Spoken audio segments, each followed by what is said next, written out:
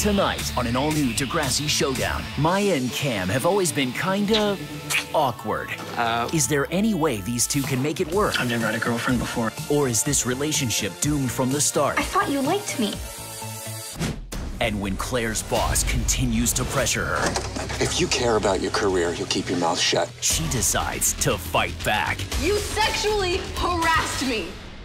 Don't miss Degrassi Showdown. New episode tonight at 10.